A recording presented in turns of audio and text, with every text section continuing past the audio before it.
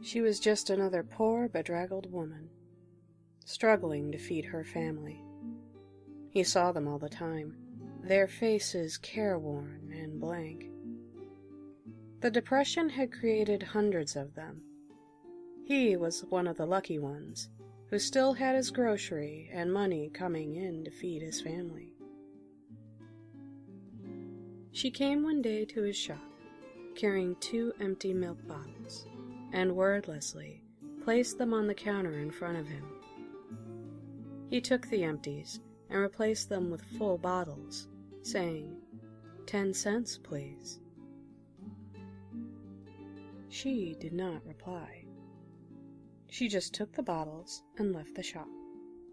He might have gone after her to demand his money, or called the police, but he did neither.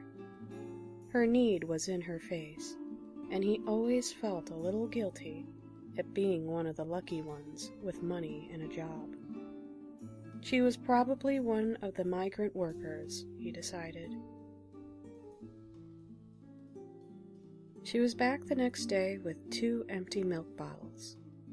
He replaced them with full bottles and watched as she hurried out the door. She looked so worried. He wondered if she had a job at all. If she came back, he would offer her a part-time position cleaning the store. She came again the next morning and exchanged her empty bottles for full without saying a word. He tried to talk to her, to ask if she wanted a job, but she practically ran from the store with the milk. Her urgency worried him. He followed, wondering what he could do to help. To his surprise, she headed away from the migrant camp outside town. She instead went to the graveyard by the river. As he watched, she hurried up to a stone marker, and then disappeared into the ground. He rubbed his eyes in disbelief. Then he heard the muffled cry of a baby.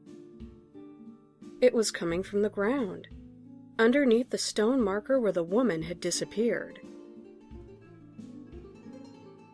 He ran back to the store and phoned the police.